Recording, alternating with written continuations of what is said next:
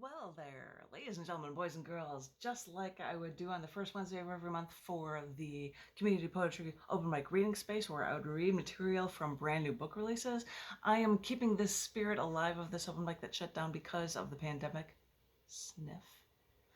But I'm going to, for a change of pace, read some poems that are coming up in an upcoming book. They are not released yet, but they will be in the 2023 CyberWit book titled Testament. I know I keep showing up this potential cover for you guys. The first section is a bunch of poems that are post-Roe v. Wade poems, and I'm going to read you maybe three. I'll see how it goes on time. We check our time because of the 1 to 3 p.m. time slot for this. This first one I'm going to share with you is titled "Queuing is Defeatist but Fighting for Freedom." I don't know why I keep doing it. I don't know what I'm hoping to find. Wait, I do know what I'm looking for. I just didn't think it was so impossible to find. Since the overturning of Roe v. Wade, something that's been a part of my whole life. I've been looking for change, checking the news, hoping. So, after searching the news, I see that France and Israel have chosen to strengthen their abortion rights for women after the U.S.'s overturning of Roe v. Wade. And I know I love Brie Caprese sandwiches sitting in a Paris cafe looking out on the street at the passersby, but I know how quickly they can be conquered by Nazis in World War II. I mean, I've seen video footage of Hitler touting his then conquered, touring his then conquered Paris. So after all these years, it's good to see that France is being so quick to support women's rights. Merci beaucoup. But no, I'm no French girl, and no, I'm no Gal Gadot Israeli overcoming against all, even though each and every one of us is a Wonder Woman. I still feel like the ever-repressed goth girl, shunted by your soul, shunted by what's right. I know this goth girl may be a defeatist at heart. For when we've seen the evils of the world at an early age, we can only feign optimism for the minions. But when something so cruel is done, even us goth girls want to fight. I suppose our only choice becomes fighting any way we know how to make sure the world knows that these select southern United States shouldn't have the right to steal liberty and freedom.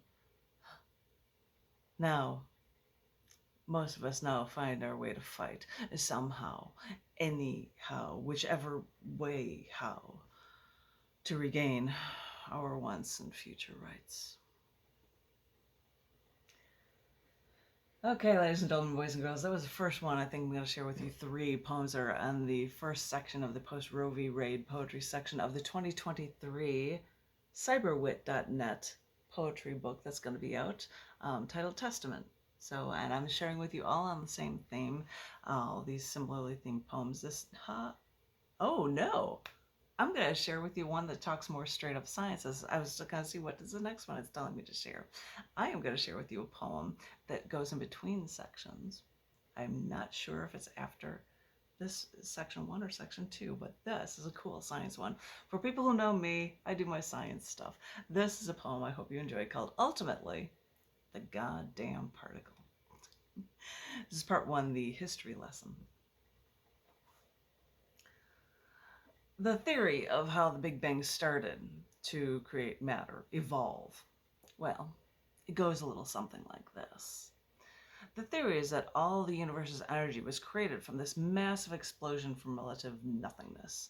But the question begs itself, how did all that energy turn into matter? Now, keep in mind, in the first few minutes of our universe after the Big Bang, temperatures were so hot that it was too hot for energy to even make any matter. This bottleneck delayed the formation of matter until the universe was literally cool enough to make anything out of anything. But just a few minutes after the Big Bang, elements burst forth when the universe was suddenly cool enough. like 20 minutes after the Big Bang, the universe was suddenly too cool for nuclear fusion or photosynthesis. Elemental abundances were nearly fixed. That means that the first two elements in our periodic table were all that was formed in those first few minutes of the Big Bang. So, the creation of matter out of energy from the formation of the universe came from only this really, really brief period of the universe's history.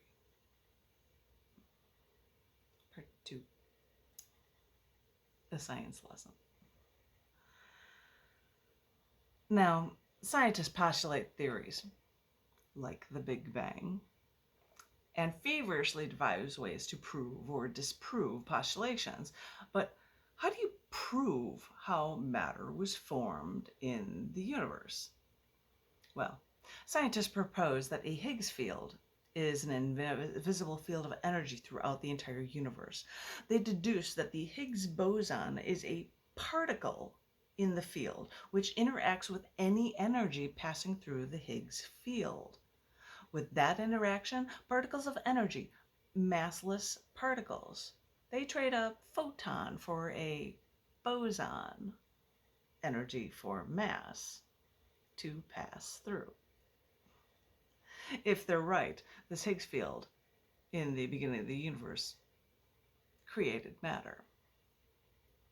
So, for half a century, these scientist types went to the Large Hadron Collider in Geneva to move tiny particles at galactic speeds to see if they could actually find the Higgs particle. The Higgs boson is what's called this fundamental force-carrying particle of the Higgs field that literally grants other particles their mass by trading from energy, a photon, with, wait for it, a boson. Well, that's the theory.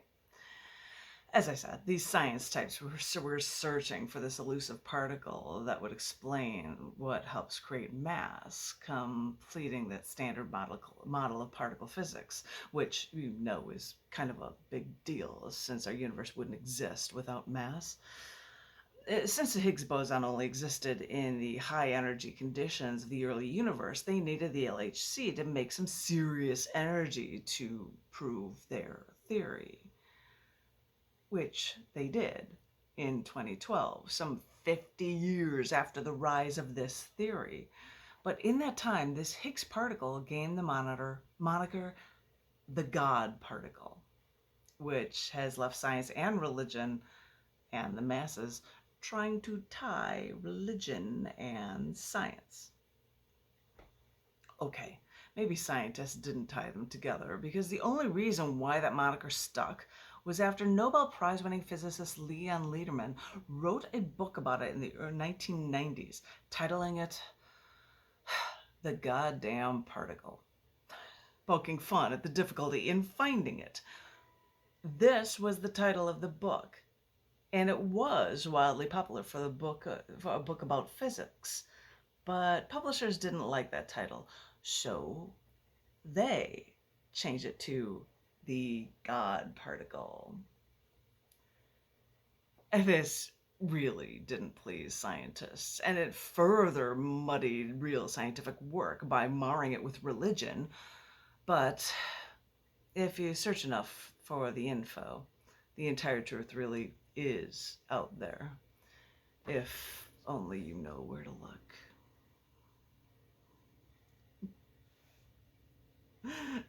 That was fun, ladies and gentlemen, boys and girls. I gave you a poem that goes in between sections of the book Testament.